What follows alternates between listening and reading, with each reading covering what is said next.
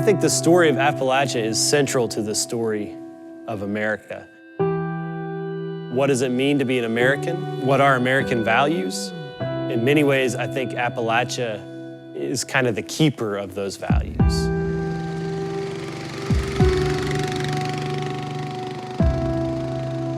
Dunlow is my piece of America. Wouldn't ever live anywhere else if I had the choice. Dunlow is about as close to perfect you can get if you ask me.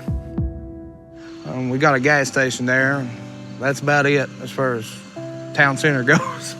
You know, this is the hub for Dunlow. Everybody worked in the coal mines, brothers, cousins, grandparents.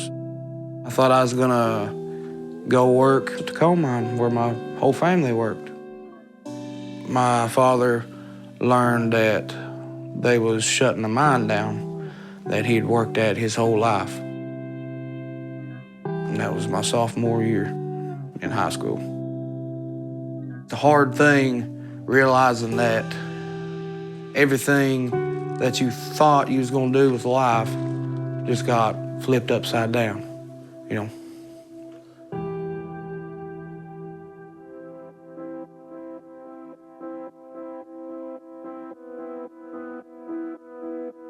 The spin-off effects from coal's decline reverberate through our whole economy. We have people, smart, energetic, talented people who want to work and want to learn and they want to be a part of something. But because the economy has become so distressed, the communities have become so depressed, there's no place for that gumption to really be applied. Coalfield Development is born from a lot of love from West Virginians for West Virginians. We are a family of social enterprises working in southern West Virginia to rebuild the Appalachian economy and to do it from the ground up. We do sustainable construction, so we are constructing quality, energy-efficient housing for residents of the coal fields.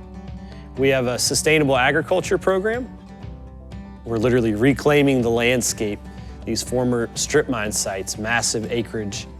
We have a wood shop where we make furniture. I showed up to school one day and walked into my welding class. My teacher looked at me, he said, Coalfield Development's here doing interviews for people. I went in, did the interview, and got the job. I work in the wood shop. We make all kinds of custom furniture and just, you know, anything that people would want made out of wood, we can make it. Things that, you know, I look at and I'm like, man, you know, I'm real proud of doing that.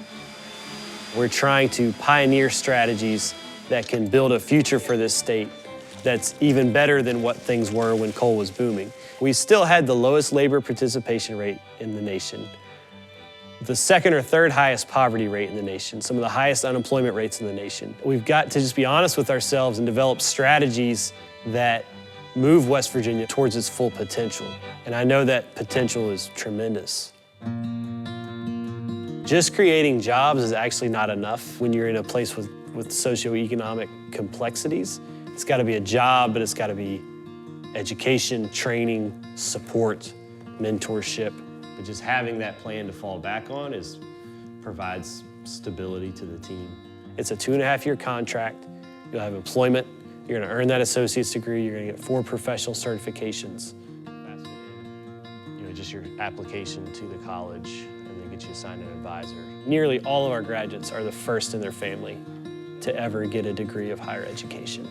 In the afternoon and evenings after I get off at 3, my classes are at 6. You know, I go home, get a shower, eat me a bite, and then I go to class. You know, it can be tiring at times, it can get frustrating, but it's worth it.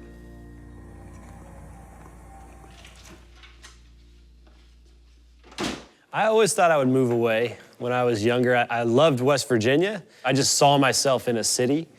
But the further away from home I got, the more I wanted to come back. I was 24 years old, and I was getting ready to start my second year of graduate school when I and some volunteers in this community started Coalfield Development. Our first board meeting minutes were really funny. You know, we have the financial report. And we would always do it just for the formality of it, like $0, you know, or like $25, someone like make a donation. I felt pretty sure it was a good idea. I mean, I got resistance at different points in time and I got kind of scoffed at or laughed at. But I felt almost in a spiritual way, like, you know, deep in my gut that like we were onto something that could really stick and last and matter. We didn't waste a lot of time with plannings and meetings. We just bought our first building, we got our contractor's license, we hired a crew, and we were in motion. And we were something positive happening in southern West Virginia. And I think people were just attracted to that, to the action. I love West Virginia. I love the environment. I love the mountains. I am a mountain person. To me, there's no other life. Us working with Coalfield has really gave us the opportunity to expand beyond anything we would have ever done. Brandon has brought many jobs, but what he really brought was an attitude. And he brought a place where people could get involved. You can't discount the pain. You have to honor the sacrifices that coal miners and their families have made to power this country. But once there's kind of an acceptance of the pain, then the excitement sets in that we could be lots of things, and now all of a sudden all these new things are possible that we never even stopped to think about just even a couple of years ago. What we're doing at Coalfield Development, it's not turning Appalachia into something it's not. We're really just tapping back into the real, what we think is the real Appalachian identity of creativity and gumption and grit and resilience and entrepreneurship.